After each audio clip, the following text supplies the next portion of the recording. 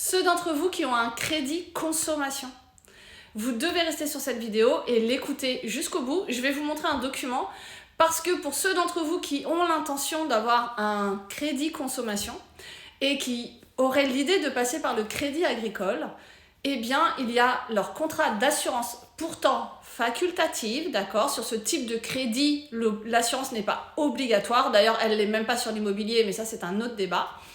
Eh bien, le souci, c'est que si vous ne faites pas attention à ce que vous souscrivez, vous n'aurez aucun droit de résiliation. Je ne sais même pas honnêtement si c'est légal. Et je pense qu'il va falloir voir avec la médiation ou quelque chose comme ça. Parce que c'est bien pourtant un crédit régi par le code de la consommation, mais sur leur contrat, ça dit bien qu'il n'y a aucun droit de résiliation de leur assurance facultative. Et malheureusement, souvent, l'assurance, elle est pas assez intéressante, elle coûte cher. Et finalement, vous ne pourrez pas vous en séparer. Vous ne pourrez pas vous en débarrasser. Je vous montre le document, à quoi ça ressemble. Donc là, vous pouvez voir que c'est le crédit agricole. Donc là, j'ai anonymisé forcément le contrat. Donc là, est-il obligatoire pour l'obtention même du crédit ou conformément aux clauses des conditions commerciales de contracter une assurance liée au crédit? Non. Donc c'est bien une assurance facultative qui n'est pas du tout obligatoire, mais attention. Là, vous avez la fiche IPID. Donc, pour ceux qui suivent ce compte, vous devez déjà le savoir. C'est un condensé de vos conditions générales, d'accord? Et normalement, c'est en couleur, un petit parapluie vert. Ça, c'est rouge et ça, c'est orange, ce qui donne les restrictions, ce qui est assuré, etc. Et c'est bien un crédit à la consommation. Je vous montre la deuxième page.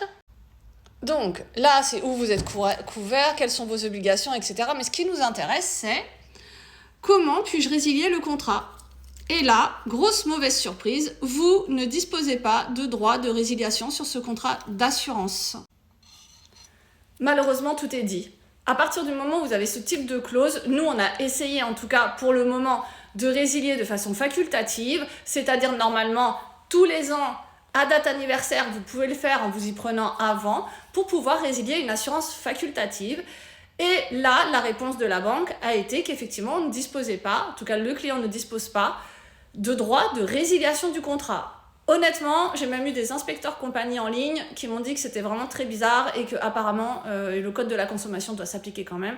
Mais vous imaginez bien que pour une assurance sur un crédit consommation, ça fait beaucoup de démarches, beaucoup de juridiques pour finalement changer, oui, pour faire mieux, faire moins cher, mais vraiment pour ceux d'entre vous qui ont ça comme contrat, surtout, ne signez pas si vous avez la possibilité, c'est bien marqué que ce n'est pas obligatoire pour l'obtention du crédit, et vous pouvez effectivement vous assurer quand même ailleurs sur l'assurance de votre choix, sur laquelle vous aurez le droit de la résilier. Donc vraiment, regardez ce que vous signez. Là, la fiche IPID, c'est vraiment un condensé sur 2 pages de vos conditions générales.